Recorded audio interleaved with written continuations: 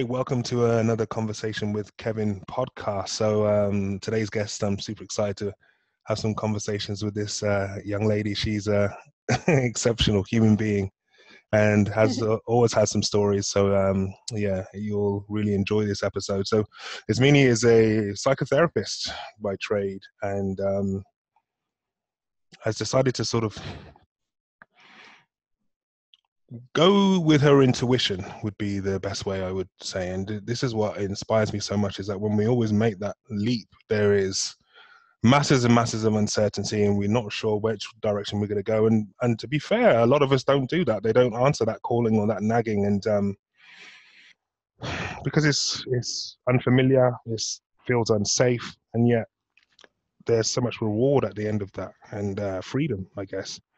And Ismene kind of typifies that and just handled some. There's been some key pivotal moments which I'm sure she will share with you throughout this conversation, and yeah, you'll see how the link between sort of making those pivots or trusting your intuition actually bear the fruit in the long run. So welcome, Ismene. Thank you for coming on. Thank you so much for having me. That was an amazing start. You got to do no pressure. You got to do it justice now. No. Got to be an incredible human being. yeah, exactly. So, I mean, we've known each other for not very long, maybe a couple of years. I've been aware of you on social media, and we've connected and just shared some ideas and some thoughts. And it's great to be around some like-minded people and doing things for the right reasons as well. But I was wondering if you could just, for those people that don't know you, share some of your story, or just share who you are and what you do and things like that, if that's okay. Yeah, sure. So which bit would you like me to start with? I think maybe your background as into the psychotherapy bit. The psychotherapy bit, and why the change. Okay, so for me, my journey started a long time ago. So I'll start at the start, because I think that's really give me this amazing foundation and base that I always come back to. And I think whilst I've made leaps and made changes, actually those beginning years of finding out that there's this whole other world that we could access, and that we could be more than what happened to us, and that we aren't necessarily our thoughts, and that we can heal from things that sometimes feel unbearable or that we can't get through. So I think we'll start there. So I was 17 when my mum died, and prior to that there'd been a lot of difficult things in my life, and I think, like so many people, I kind of felt like, this is me, this is who I am, there's something wrong with me, I'm broken, and this is just how life is, and I don't really have any control of it. And even when I try and have control over my life, I still can't have control over it. So I think, I'm not alone in that, and that cycle is so despairing, because no one wants to be doing things that are sabotaging themselves, or no one wants to be doing things that repeatedly get negative results. But unless we kind of understand our why, or that human beings need certain things to kind of heal, it's like so depressing.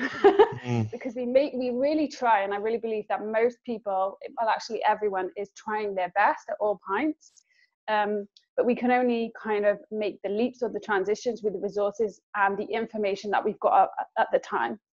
The moment that you give someone more information, or other options, or different choices, then they can make better decisions that's more in line with who they are. So for me, going to counseling at that point, I just did it out of desperation. And I think, again, this is not uncommon. A lot of people that I've seen in a therapy context over the years is either that the need to change is so great because they're either want something else so badly, or they've just got to the point that we're like, seriously, I don't want this anymore, and I don't really know any other way. So we're either kind of driven away from pain or towards pleasure. And for me, it was very much that I was driven by pain, and actually I got taken by a very kind lady that I will always feel so grateful for. So she said to kind of come in to help my sister and I, because we were so young after my mum died, and I was having what now I kind of understand as a kind of like a breakdown, and so she carted me off in the car, and I was like, if I have to, I'm not sure about this. Yeah, sure. But when you don't have any other options, I was like, okay, whatever. And I was so anxious at that point, and having like all these crazy thoughts, and so I was just like, okay, whatever. And I was really in a surrendered place. And I think, again, I'm sure we'll talk about this as the time goes on, but sometimes we have to just get to a point where we go, okay, right, I'm up for it. Yeah. And at that point, that surrender of just thinking, well, I haven't got the answers right now. I mean, I did.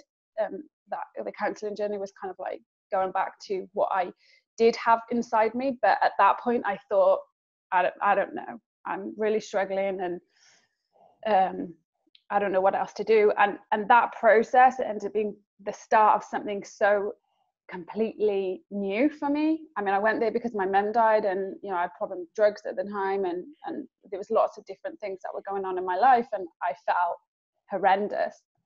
But it was so much bigger than that. It was the start of this whole other journey of, oh, it's not just me. I'm not broken. This is normal. She just gave me 2 sheets. I will always remember this. She gave me 2 sheets. I thought, right, I'm probably going to have to be sectioned. I'm losing my mind, because I didn't understand all these symptoms of depression and anxiety. And she gave me 2 sheets, and one was symptoms of anxiety and one was symptoms of depression. And I was like, oh, this is me and me and me. Yeah. And it just gave me so much hope, because I thought, it's not just me. And then that, started my absolute lifelong passion for personal development, for growth, for learning about how we function, about what we need to thrive. And I always go back to those early learnings. And then it was just something that, as my career's gone on, I've really developed. Yeah, sure. And it's funny as what you said there. There's a couple things I wanted to pick up on, and I think it's Joe Dispenza that says that we can change from a state of pain and suffering or joy and bliss. And most of us have that kind of crisis point that allows us to pivot. And then it's not until we look back sometime think, oh, you can then look back with reverence for that real turbulent time or whatever it was, and think, oh, I'm so grateful for that point now, because I am now here. And there's an understanding that there's that you wouldn't even be where you are without having those experiences, if that makes sense. The other thing that you picked up on, which is surrender. And when that type of thing happens, there's the letting go allows something else to come in, and it almost guides you along that of what you need, healing, a bit more faith, joy, whatever that thing is.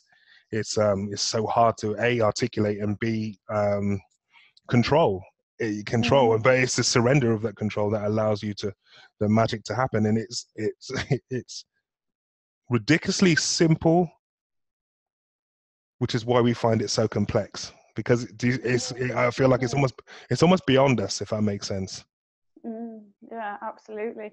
And I think that's why I think we don't always have to have these in moments of pain, but I think quite often they do come from that, because it means sometimes it's like opening up your heart and letting something in, which might mean that terrifies you, or it's unknown, or you have to leave behind something established, or, which I understand, you have to leave relationships behind, like whatever it is.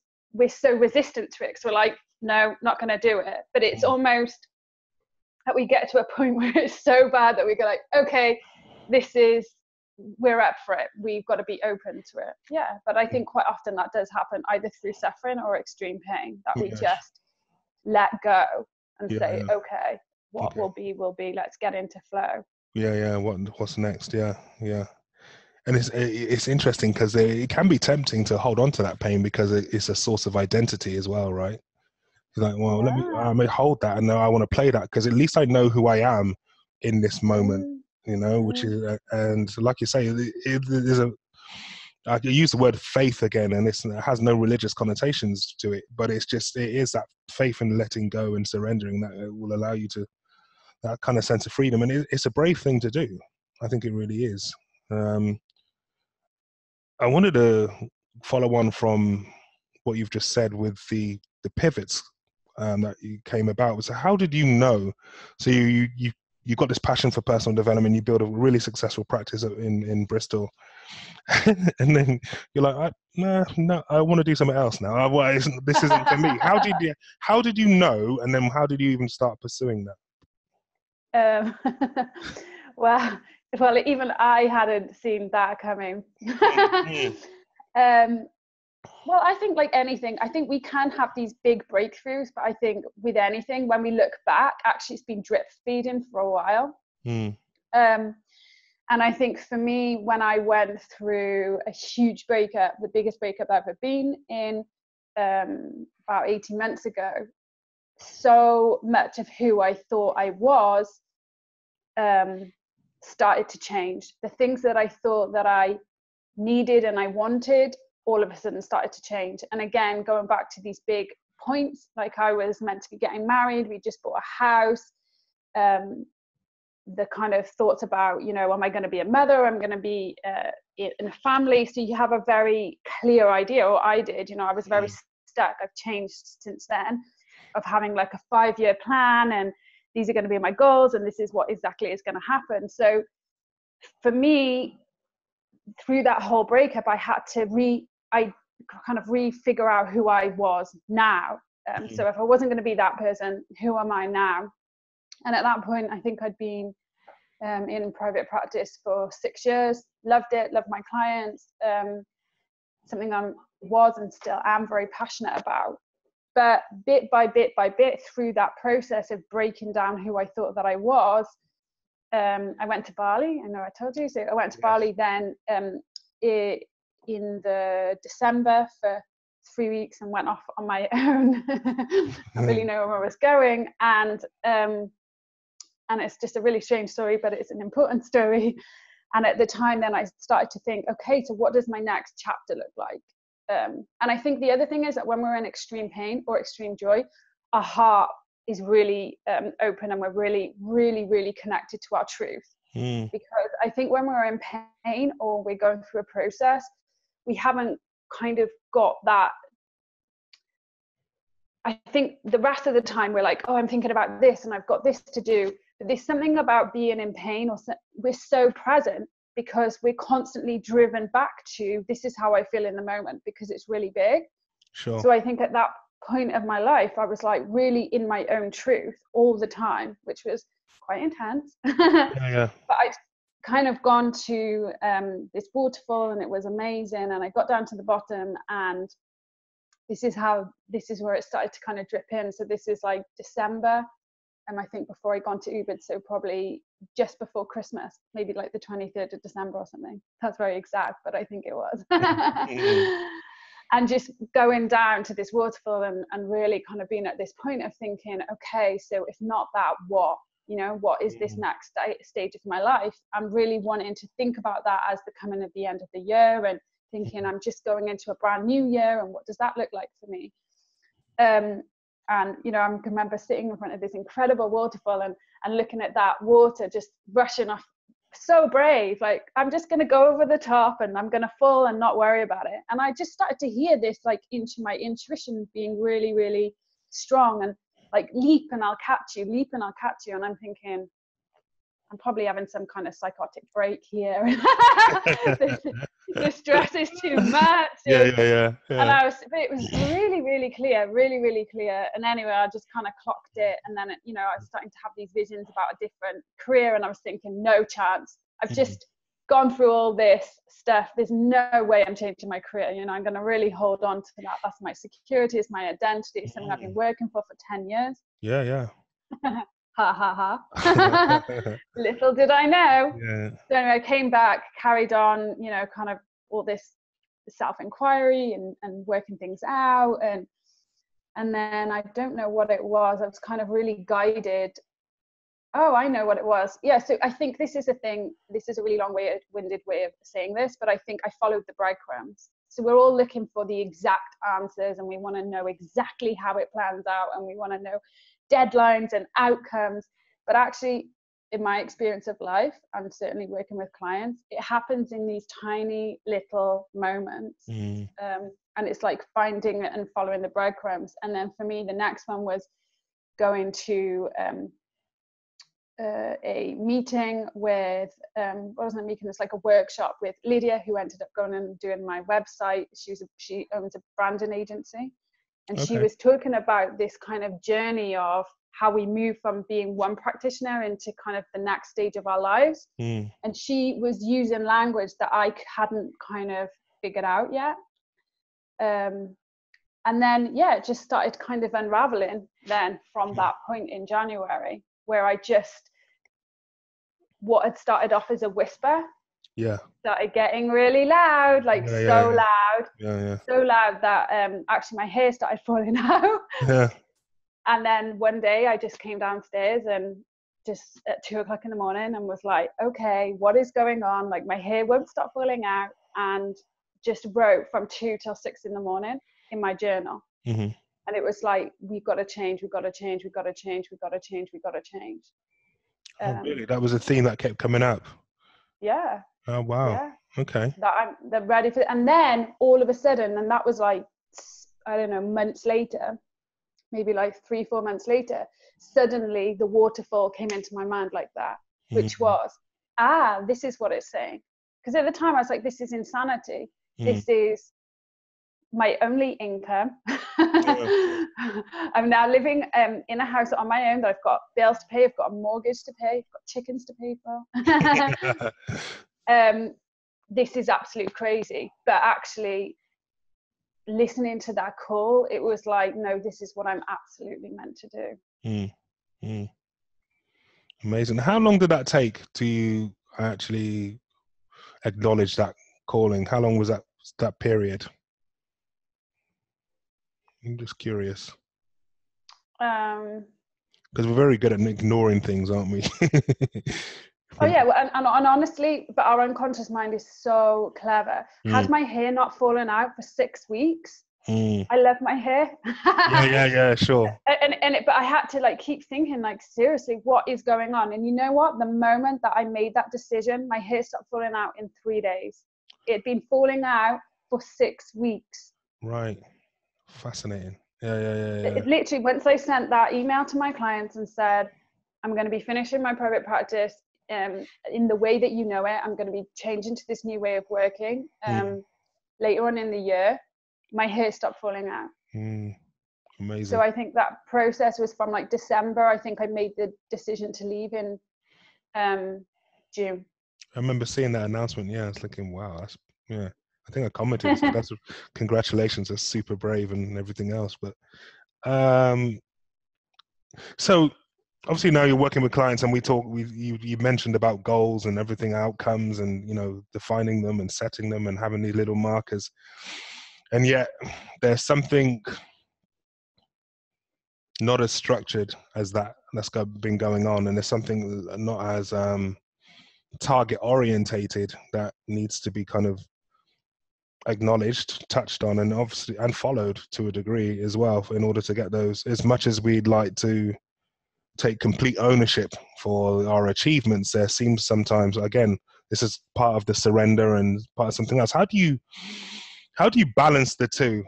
Because for me personally, I'm at that point where it's, especially traditional coaching, you're at that, well, this is it, this is the well-defined outcome we've got for you, and how are you going to get there? And 5, 3, 1 year goals, and you're having all these kind of things to go towards. How do you strip away some of that and then maybe just stick a marker in the ground and then feel your way towards it, so to speak? So I definitely don't work in that way. Because I think And what I mean is having like absolute outcomes and absolute goals and absolute, because in the experience of, I just don't feel that we work that way. So whilst I think, so what I get really clear on, and my balance between that is getting people really clear about what it is that they want, what it is that they really value, what it is that's really important to them. So that's quite a big process, because generally when you ask people, what is it that you want?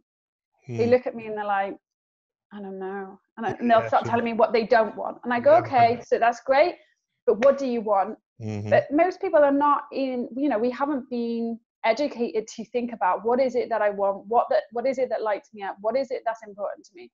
So I go through this whole process of, yes, we get goals out of that, yes, we get visions, absolutely, but for me what's really important is going deep enough to get the right ones, the ones that really matter, the ones that are going to really fulfill people, the ones that are really going to light people up. Because people then learn something about themselves. It's like a much deeper thing than just setting goals. Sure.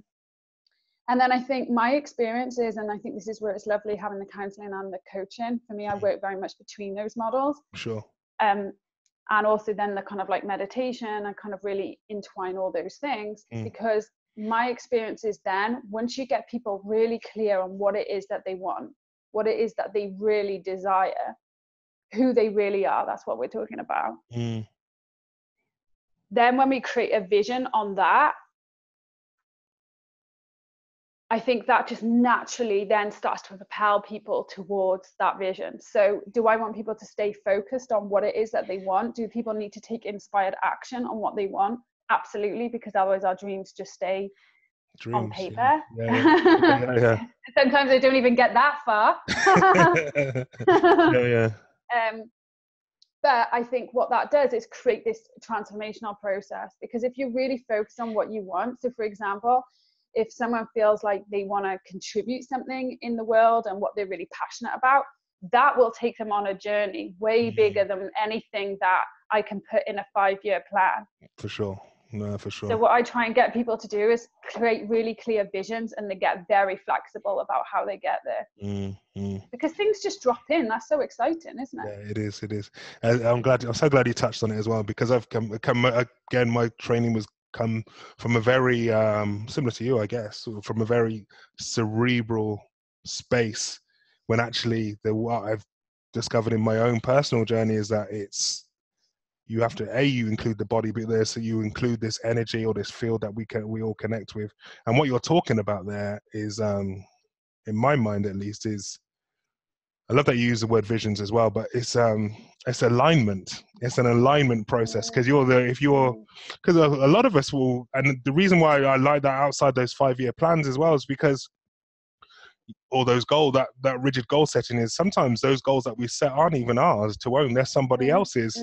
You know, oh, this is what my parents would want, or this is what I think society would, what I look like. You stripping back and actually things like what really light you up and whatever, and then being in alignment with those things, like you just said, things just drop in. You pay attention to those types of things, and you become very clear, because you know what serves you and what doesn't serves that vision or that you're going for, or not, so to speak. So yeah, I love that. I know, I really do love that. I think that's really key. But it seems, like you say, it's definitely not a cop out, and the journey in and of itself is going to be something that you can't really, it's bigger than you think. You can't really predict it. You, again, surrender.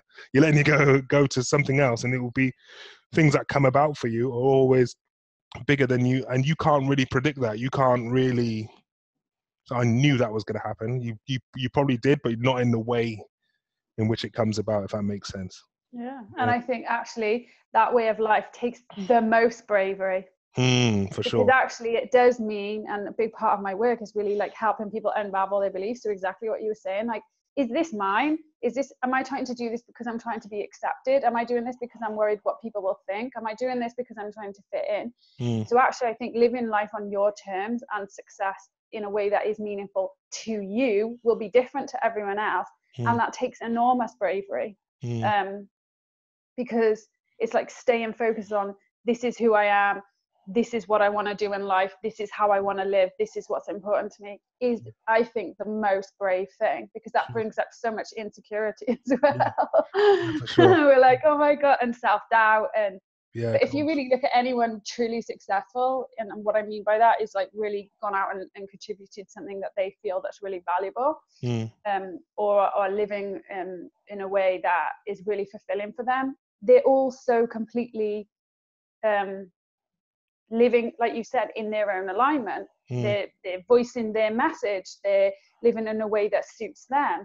And I think, humans have this desire to want to fit in because it feels safer. But actually we were kind of born to be unique and wonderful, and stand out. But that takes massive bravery. Yeah, it does. No, it does. So everybody has this thing, and I want to sort of carry on with the theme of bravery. Is how do you personally, or how do you work with, well, both? How do you personally, and how do you advise your clients to, when that kind of the old imposter syndrome creeps in, or the insecurity and the doubt and the fear and everything else? What is the message or action or whatever? What do you do to sort of keep those thoughts at bay and stay aligned, I guess, is the question. I think for me, it's a couple of things. So I think it's going back to my why. So that's a very grounding belief, because it's a very personalized thing. So when we're feeling terrified about I can't do this, or I haven't got what it takes, or other people are doing it better than me, all these fears that we all have, right? It's a saturated market. Yeah. There's all these things that we say. It's like, okay, but why are you doing this? So it's not about other people liking you. It's not about those things, but why are you doing this? And that always kind of helped me be brave. So I think one of those is that. I think the other thing is clocking that we are not our thoughts. So our head will tell us all sorts of crap, generally around the past, and we'll generally get triggered back to the points where we have been wounded, when we have been attacked, where things have been difficult. So I call it going back into script. Yeah, sure. So that's kind of part of my training and kind of like TA stuff, which is transaction analysis, that we will go back to the script of who we think that we are. And that's very much to do with early childhood. So whenever we've gone back into these stories, it's like understanding, okay, so I've gone back there. That makes total sense. What does that part of me need? So for example, if the insecurity is that when I tried to speak out before, I was criticized, we're going to have a lot of fear about speaking our truth. So it's like understanding, okay, so that might have been true then, but actually what do I need now in present day? So I might need reassurance. I might need to hang out with people that really get me. I might need to just remember all my strengths. Or I might just need to like go and do something that's self-carey and say, it's all right, I've got you back. So I think those two things is like understanding that just because we're getting triggered into something doesn't necessarily mean that it's true. It's quite often not true if we're feeling triggered. Sure. Because I think it's that stretch, that's actually how we heal. That's how we get brave. That's how we live with courage. So it's not about, I'm never ever into repressing or denying or criticizing ourselves for feeling frightened or scared or ashamed or whatever it is. It's like understanding why that's happening, and then giving ourselves what we need. Yeah, it's nice. And again, it's like you say, one of the things that stood out for me is it's not about suppression. It's more about not facing, but just it's all part of the same process. Because what my next question is going to be, and how do we then start creating? Because like you said, so a lot of this stuff is sort of subconscious, and we go back to a default setting, but we can tweak and change our default setting over time with the practice of focusing on something new, on creating something new. But so my question is then, how do you go about designing the new, how do you go about updating the software That's probably the best. That's probably the best way of asking that Yeah, question. Yeah. and I think that's a brilliant way of thinking about it.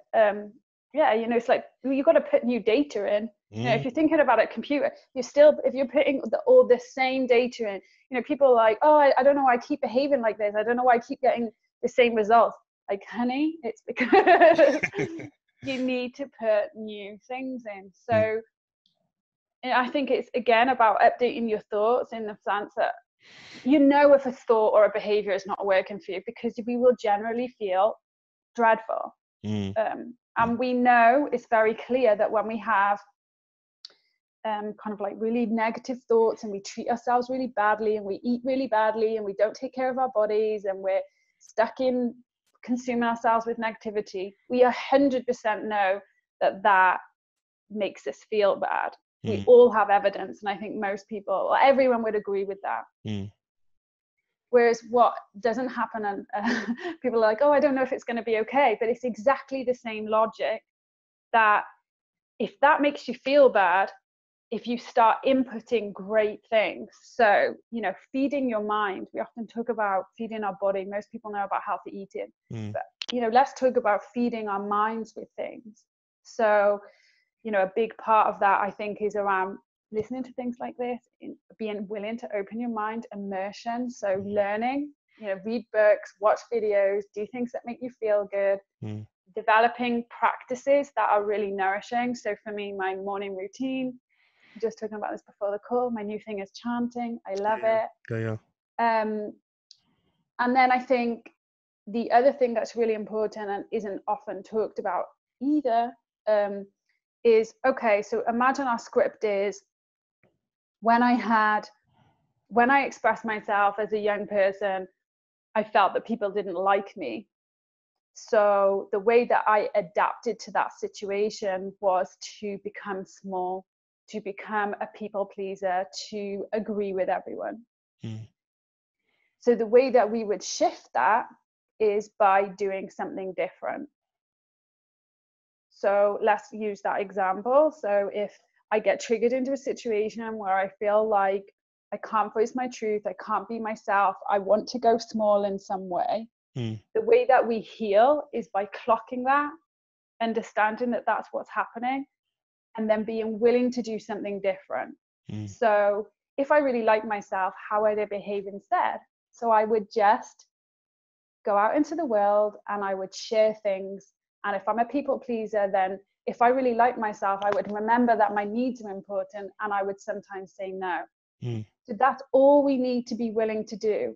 Pivot, pivot, pivot. And then slowly we start to think and behave as though we like ourselves. We start to think and behave as though it's okay to have truth. Yeah, that's brilliant. And this is why awareness is so key. So we can't, rather than turn our back on that ill feeling or whatever, there's almost like a gift there. There's a gift of a message, there's a gift of certain understanding. So we can then use that negative thought, feeling, or whatever's going on for us at that point in time. And rather than trying to run away from it, internalize it, or suppress it, use that as a springboard for creativity or for something else, you know. But again, it's awareness is so key as well, isn't it? Because sometimes it depends how far along that line you've got as far as being triggered. But then at the same time, then you're not always going to get it right, you know. So it's having giving yourself a bit of grace and a bit of patience as to as you work it out. Yeah. Because people often say to me, well, I don't know how to like myself. I don't know how I love myself, because it feels like this really like way out there. Like we have to have like crystals and candles to like ourselves. And I do like crystals and candles. But it's much more basic than this. And again, just going back to simplicity, I just like to kind of deliver stuff in ways that people just totally get, and makes it really relative.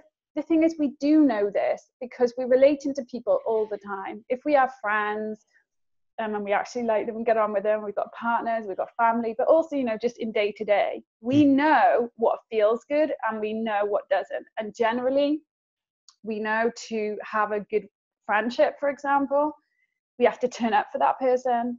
We need to show them that we care about them in some way. When we're having conversations, we're going to both listen and share. So these kind of things we just have to do for ourselves. You know, if our friends like sat there crying, going like, "Oh, I'm having a difficult day," we're not going to be like, "You're getting it wrong. You're a failure." Yeah, it's true. Because they're not going to like you very much, and they're probably not going to want to be your friend anymore. Yeah, it's true. So, you know, what we need to give ourselves the same compassion that actually, if we're having a really bad day, okay, what can I do for you? You know, like if there's something going on, okay, how can I listen for you? How can I show up for you? So we just learn to be a good friend to ourselves, and generally we know how to be a good friend to other people. Yeah, that's true. Oh, air high fives to that one. So just going back slightly, because I'm really curious, because you said something about your morning routine, so I wanted to know what does your routine look like? Wow, this is an interesting one. It's changed. Okay. So now I'm into dynamic balance. Right. Something I've just made up, but why not? Because before, and I know I talk about it to anyone that will listen about my morning routine, because it's just been so life-changing. So actually, if you probably listened to any of my stuff previously, it was very clear about what I did. So I would meditate, I would journal, I would do yoga, and listen or watch something positive. And that all works, and I still do all those practices. But whereas I would do that every day, what I've realized is that now my work life and my lifestyle's changed, and I have a lot more space and time than I did before. I now need to do different things. So what I was finding was, because before I was seeing a lot of clients, so a lot of my energy was going out. I needed things that grounded me. I needed things that quieted my mind. Right. I needed things that helped me connect inward. Whereas now, because I spend a lot more time on my own, I'm spending a lot of time in front of like computers, creating things. Actually, if I do those kind of things first thing now, I mean, obviously not so much the yoga, not so much obviously the happy videos, they make my energy too low, and then I struggle to get inspired. So, and this is something about dynamic balance. I don't really believe in like work-life balance, because it depends what is going on in our week. It depends what's going on in our life. It depends what's going on in our mind. So if we've got a really quiet week, or you work for yourself and spending loads of time on your own, you probably don't want to spend your beginning of your day being grounded or going too much inward, because what you probably need is high energy. So I've just shifted things around. So now the dog loves it. I now need to get into a high energy state, because I might be spending the day on my own. So I will get up, put some happy, like I've been listening to this kind of like happy house music. Right. I get the 2 hour. We just dance like woo. I've been listening to a bit of Tony Robbins, and then I wait. I do the kind of work that I need to do to be inspired. And then later on in the day, like 3, 4, or before I go to bed, I then meditate and do my journaling. Cool. So that's completely changed. So I still do these practices, but at what time and when I do them will depend on what's going on in my week. Sure. That's brilliant. I quite like that. And the dog loves it. Yeah. So if you know, I like that. If you know you're gonna be by yourself or whatever, then it's high energy. That is what you need for your inspiration. Yeah, I love that. Yeah, because it was putting me in a really low mood. Sure. Yeah. So it's doing what's needed. And whether on you want your focus to be inward or outward. So if we've got a lot of stuff going on in our mind, we might want to like quieten it. But I think it's the other way around actually. If inside it feels too unbearable, we don't want to tap too much into that. We want to be focused outside, go for a walk, ground on our breath. Whereas actually it's kind of the other way around as well. If we're really outwardly focused and we're very busy, then meditation and going inward is going to be a good practice. So it depends what's going on, whether we need in or outer focus. Sure. That's amazing. That's really good. And it's really useful to have those types of resources, or be aware of something that would do that for you as well. So yeah, again, that's probably come by just, oh, what would I need in this moment, or for today. So just having that kind of that presence of mind to do that. That's great. No, I've not heard of that. I mean, it's funny you say about dynamic balance. I do something similar with for myself and with clients in the week. So every Sunday I'll do my thing on like a check-in. So it's not so much with my routine, but again, I'm not a big fan of work-life balance because nothing's ever 50-50, or I have the element of equilibrium. So whatever my areas of focus are, it could be relationships, it could be money, it could be health, nutritional, physical health, it could be the businesses. And then I just I look at where they are, intuitively score them 1 to 10. It's a bit like a coaching wheel, but I call it a lifeline. So some of them may be 8, some of them may be 9. So if anything's below a 7, I want to look at that as an area of focus, and then look to see what changes I can make for the following, the upcoming week. But on a day-to-day basis as well, and interpersonally, that'd be great. That works just really well as well. Dynamic it's like balance. building that I'm going to copyright that. You need to. I'm going to, but so it's, again, going back to being a really good friend with ourselves. So it's just check it, and allowing ourselves to fluctuate and be changeable, rather than having these strict, this is going back to, again, having the 5-year plan. Well, that might make sense right now. It might not make sense next week. And it's the same with doing activities. Just because it works today doesn't necessarily mean it's going to be right for us tomorrow. True, yeah. So it's allowing ourselves to change and fluctuate and evolve. And I think that's about getting into our flow. For sure, yeah. And the flexibility, and flow, like you say, isn't rigid, is it? So by definition. So that makes perfect sense. Yeah, that makes perfect sense. That's great. Okay, so one last question then, and then I'll let you go about your day. So what is doing dynamic balance? yeah. I want to see this dancing with the dog. Yeah. So he loves that. Makes such a good video, wouldn't it? Yeah, it would. That's what I mean. Yeah. I'll see that on your live at some point, no doubt. Yeah. So what does living full mean to you? Good question. Lovely question. I think for me, it's about integration. So talking about balance, if we are too much in our heads all the time and always needing to be somewhere else, and our minds are an incredible tool, but if we're too there and not enough in our hearts, then it's kind of dull, it's stressful, it's frustrating, it can be boring, we're never satisfied, it's never enough, we're like that hamster wheel with loads of goals and to-do lists, and it's all just overwhelming. If we're in our heart too much and we haven't got any kind of structure, or we haven't got any focus, then that can feel too overwhelming, and we don't ever feel like we get anywhere. But then I think or if we're even too much in spirituality and we're not having enough grounded, then we're just going to float around in life and nothing's going to ever totally finished, or that can feel scary to be so off in a floaty world. I can definitely go there sometimes. So I think for me, it's about this integration between having purpose, that kind of higher calling. So that would be more for me like a spirituality thing. Having the structure and using our mind to navigate and come up with solutions and make sure that we have enough structure and that we're actually kind of moving towards where we want to go, but also being guided mostly and predominantly by heart. So once we've got those things in alignment and being integrated, then all of a sudden we've got such a fulfilling life. Because if you really think about it, we're asking our heart, what is it that you want? What is it that matters? What is it that lights you up? Then you ask your mind, okay, so what can I do to bring that into reality? And then you say, okay, so if I can do that, what can I contribute? What can I add in the world?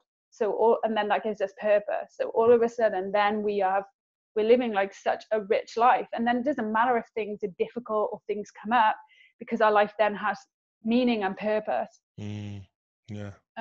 Yeah. And Boom. that's all very individual. Nice. Yeah. Nice.